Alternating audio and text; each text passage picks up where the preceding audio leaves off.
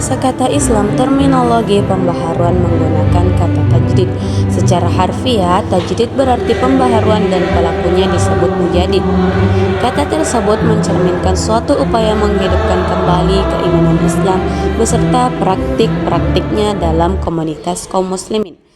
Berkaitan hal tersebut, maka pembaharuan dalam Islam bukannya dalam hal yang menyangkut dengan dasar atau fundamental ajaran Islam.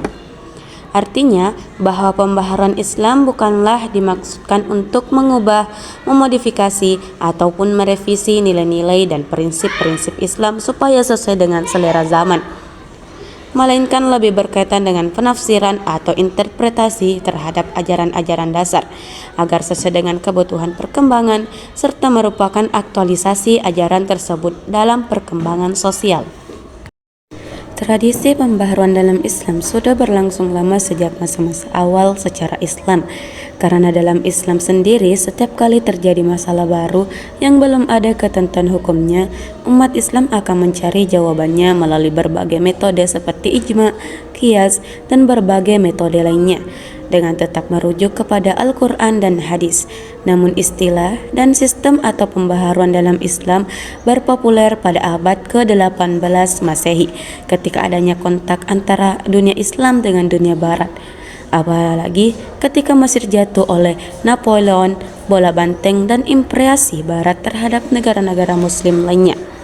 Tetapi hal ini juga yang akhirnya membuka pemikiran pemuka-pemuka intelektual Islam untuk segera mengadakan upaya-upaya pembaharuan sehingga umat Islam tidak tertinggal oleh pusatnya perkembangan zaman.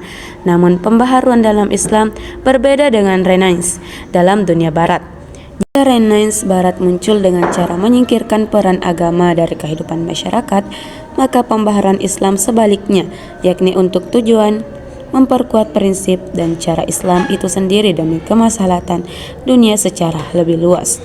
Latar belakang munculnya pembaharuan dalam bidang pendidikan Islam antara lain adanya situasi sosial keagamaan masyarakat Mesir saat itu yang pening dengan taklid, bidah, dan khurafat serta pemikiran yang statis. Seperti halnya Al-Afghani dan Muhammad Abduh yang melihat bahwa salah satu penyebab keterbelakangan umat Islam yang amat memprihatinkan adalah hilangnya tradisi intelektual, yang pada intinya ialah kebebasan berpikir. Kesadaran itu tumbuh saat masa senja Ottoman di Turki. Seperti kita tahu, Turki adalah pintu masuk menuju Eropa. Oleh sebab itu, latar belakang dari kesadaran pembaharuan tersebut yang pertama yaitu karena kontak langsung yang terjadi antara masyarakat Muslim yaitu Ottoman dengan masyarakat Nasrani yaitu Eropa, sehingga menghasilkan hipotesis bahwa umat Islam harus berbenah. Nah, yang kedua yaitu dan kalangan umat Islam yang progresif kala itu menganggap bahwa Islam tengah berada pada masa kegelapannya. Beberapa faktor sebenarnya yang mendorong lahirnya gerakan pembaharuan Islam dan modernisasi Islam. 1. Seperti sifat jamud dan stagnan, sifat inilah yang membuat umat Islam berpikir dan berusaha sehingga menjadi tertinggalan oleh zaman. 2. Persatuan di kalangan umat Islam mulai terpecah belah. Tentu saja kemajuan tidak akan bisa dicapai apabila tidak ada persatuan dan kesatuan yang diikat oleh tali ukhuwah Islamiyah. 3. Adanya kontak yang terjadi antara dunia Islam dan dunia Barat. Seperti yang saya katakan tadi, umat Islam mulai menyadari ketertinggalan mereka ketika adanya kontak antara dunia Islam dengan dunia Barat yang kemudian mendorong terjadinya pembaharuan. Berbicara tentang pembaharuan tentu erat kaitannya dengan para tokoh pembaharuan dalam dunia Islam. Lalu ada siapa saja? Yang pertama, Muhammad Ali Pasha adalah seorang keturunan Turki yang lahir pada bulan Januari 1765 Masehi di Kavala, sebuah kota yang terletak di bagian utara Yunani, dan meninggal di Mesir pada tahun 1849. Yang kedua, Muhammad Abduh lahir di Delta Nil yang sekarang masuk dalam wilayah Mesir sejak tahun 1849. Yang ketiga, Muhammad Iqbal lahir di Sialkot, Punjab, India pada tanggal 9 November 1877 Masehi yang dikenal juga dengan nama Allama Iqbal.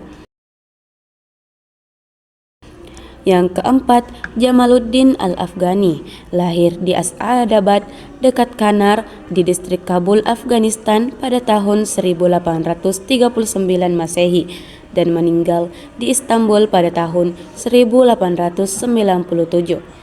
Dan yang terakhir, Muhammad Rashid Ridha, lahir pada 23 September 1865 Masehi di Kolamoun, Lebanon dan meninggal pada 22 Agustus 1935 Masehi di Kairo, Mesir.